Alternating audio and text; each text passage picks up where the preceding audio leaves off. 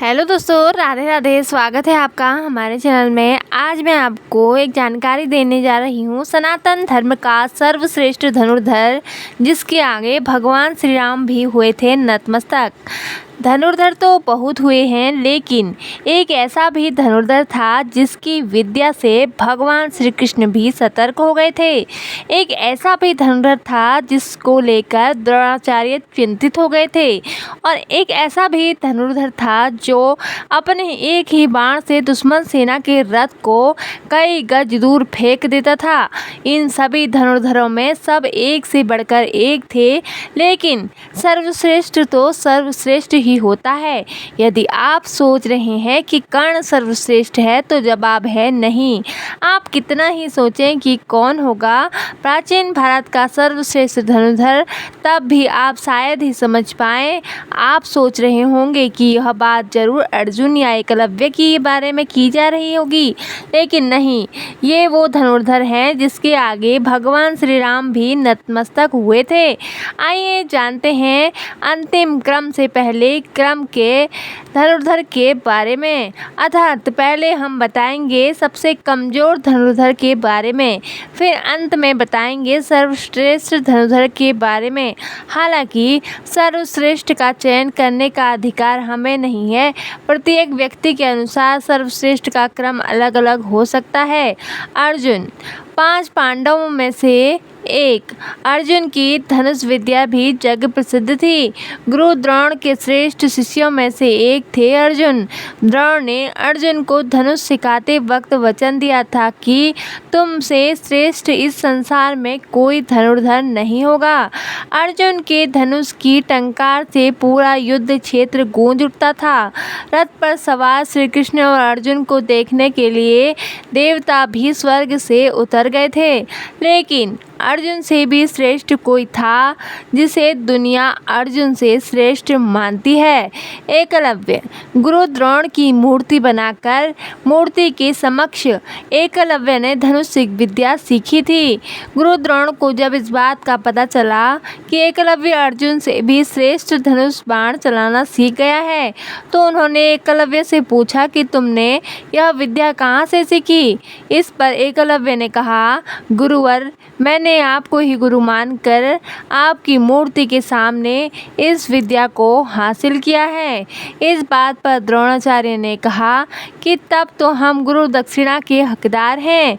एकलव्य यह सुनकर प्रसन्न हो गया और कहने लगा, मांगिए गुरुदेव, क्या चाहिए। द्रोण ने कहा कि तुम जिस हाथ में से प्रत्यंचा चढ़ाते हो, मुझे उस हाथ का अंगूठा चाहिए। अर्जुन को दिए वचन की रक्षा के लिए ही उन्होंने एकलव्य से उसका अंगूठा मांग लिया था। कर्ण। वैसे तो महाभारत काल में सैकड़ों योद्धा हुए हैं, लेकिन कहते हैं कि युद्ध में कर्ण जैसा कोई धनुर्धर नहीं था। कवच और कुंडल नहीं उतरवाते तो कर्ण को मारना संभव था। कर्ण के अर्जुन और एकलव्य से श्रेष्ठ धनुर्धर होने का प्रमाण यह है कि कर्ण के तीर की गति इतनी प्रबल थी कि जब वे तीर चलाते थे और उनका तीर अर्जुन के रथ पर लग जाता था, तो रथ पीछे की ओर कुछ दूरी तक खिसक जाता था। कृष्ण अर्जुन से कहते थे कि जिस रथ पर मैं और हनुमान विराजमान हैं, उसके इस तरह पीछे धकेले जाने से पता चलता है कि कर्ण की धनुर्विद्या में बहुत बल है। बर्बरिक। बर्बरिक महाभारत काल का सर्वश्रेष्ठ धनुर्धर था। युद्ध के मैदान में भीम पौत्र बर्बरिक दोनों खेमों के मध्य बिंदु पर एक पीपल के वृक्ष के नीचे खड़े हो गए और यह घोषणा कर डाली कि मैं उस पक्ष की तरफ से लड़ूंगा जो हार रहा होगा। भीम के पौत्र बर्बरिक के समक्ष जब अर्जुन तथा भगवान श्री कृष्ण उसकी वीरता का चमत्कार देखने के लिए उपस्थित हुए, तब बर्बरिक ने अपनी वीरता का छोटा सा नमूना मात्र दिखाया। कृष्ण ने कहा कि यह जो वृक्ष है, उसके सारे पत्तों को एक तीर से छेद दो, तो मैं मान जाऊंगा कि तुमसे बड़ा कोई धनुर्धर नहीं है। बर्बरिक ने आज्ञा ले लेकर तीर को वृक्ष की ओर छोड़ दिया। जब तीर एक एक कर सारे पत्तों को छेदता जा रहा था, उसी दौरान एक पत्ता टूटकर नीचे गिर पड़ा। श्री कृष्ण ने उस पत्ते पर यह सोचकर पैर रखकर उसे छुपा लिया कि यह छेद होने से बच जाएगा, लेकिन सभी पत्तों को छेदता हुआ वह तीर श्री कृष्ण के पैरों के आसपास आकर रुक गया। तब बर्बरिक ने कहा, प्रभु, आपके पैर के नीचे एक पत्ता दबा है, कृपया पैर हटा लीजिए, क्योंकि मैंने तीर को सिर्फ पत्तों को छेदने की आज्ञा दे रखी है, आपके पैर को छेदने की नहीं। उसके इस चमत्कार को देखकर कृष्ण चिंतित हो गए। भगवान श्री कृष्ण यह बात जानते थे कि बर्बरिक प्रतिज्ञावश हारने वाले का साथ देगा। यदि कौरव हारते हुए नजर आए तो फिर पांडवों के लिए संकट खड़ा हो जाएगा, और यदि जब पांडव बर्बरिक के सामने हारते नजर आएंगे तो फिर वह पांडवों का साथ देगा।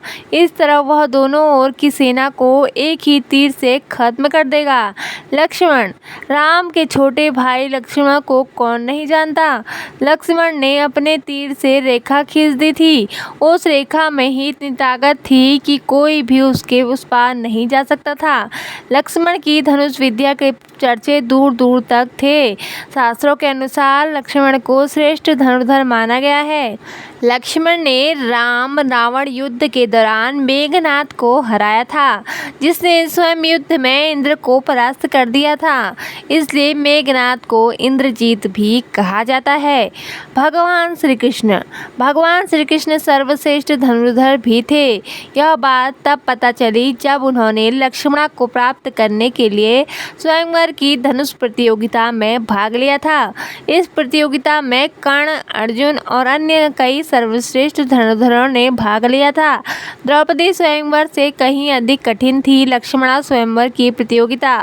भगवान श्री कृष्ण ने सभी धनुर्धरों को पछाड़कर लक्ष्मण से विवाह किया था। हालांकि लक्ष्मण पहले से ही श्री कृष्ण के अपना पति मान चुकी थी, इसलिए श्री कृष्ण को इस प्रतियोगिता में भाग लेना पड़ा। श्री कृष्ण के धनुष का नाम सारंग था। भगवान श्री राम एक बार समुद्र पार करने का जब कोई मार्ग नहीं समझ में आया तो भगवान श्री राम ने समुद्र को अपने तीर से सुखाने की सोची, और उन्होंने तरकस से अपना तीर निकाला ही था और प्रत्यंचा पर चढ़ाया ही था कि समुद्र के देवता प्रकट हो गए और उनसे प्रार्थना करने लगे, हे श्री राम, आपको सर्वश्रेष्ठ धनुर्धर माना जाता है। हालांकि उन्होंने अपने धनुष और बाण का उपयोग बहुत ही मुश्किल वक्त में ही किया। अब जानिए कौन है सर्वश्रेष्ठ धनुर्धर। सबसे बड़ा धनुर्धर भगवान शंकर अर्थात शिव जी को माना जाता है, जिनके आगे भगवान श्री राम भी नतमस्तक हुए थे। संपूर्ण धर्म, योग और विद्याओं की शुरुआत भगवान शंकर से ही होती है और उसका अंत भी उन्हीं पर होता है। भगवान शंकर ने इस धनुष से त्रिपुरासुर को मारा था। त्रिपुरासुर अर्थात 3 महाशक्तिशाली और ब्रह्मा से अमरता का वरदान प्राप्त असुर थे। शिव ने जिस धनुष को बनाया था उसकी टंकार से ही बादल फट जाते थे और पर्वत हिलने लगते थे। ऐसा लगता था मानो भूकंप आ गया हो। यह धनुष बहुत ही शक्तिशाली था। इसी के एक तीर से त्रिपुरासुर की 3 नगरियों को ध्वस्त कर दिया गया था। इस धनुष का नाम पिनाक था। देवी और देवताओं के काल की समाप्ति के बाद इस धनुष को देवराज को सौंप दिया गया था। मान्यता है कि राजा दक्ष के यज्ञ में यज्ञ का भाग शिव को नहीं देने के कारण भगवान शिव बहुत क्रोधित हो गए थे और उन्होंने सभी देवी देवताओं को अपने पिनाक धनुष से नष्ट करने की ठानी। एक टंकार से धरती का वातावरण भयानक हो गया। बड़ी मुश्किल से उनका क्रोध शांत किया गया। तब उन्होंने यह धनुष देवताओं को दे दिया। देवताओं ने इसे राजा जनक के पूर्वज देवराज को दे दिया। राजा जनक के पूर्वजों में निमि के ज्येष्ठ पुत्र देवराज थे।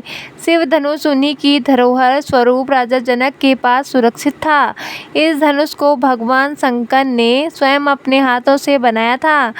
उनके इस विशालकाय धनुष को कोई भी उठाने की क्षमता नहीं रखता था, लेकिन भगवान राम ने इसे उठाकर इसकी प्रत्यंचा चढ़ाई और इसे एक झटके में ही तोड़ दिया। तो दोस्तों जय सिया राम। तो दोस्तों आपको कहानी कैसी लगी कमेंट करके ज़रूर बताएं और ऐसी आध्यात्मिक और ज्ञानवर्धक कहानियाँ एवं जानकारियाँ सुनने के लिए हमारे चैनल को सब्सक्राइब जरूर करें। धन्यवाद। जय माता दी।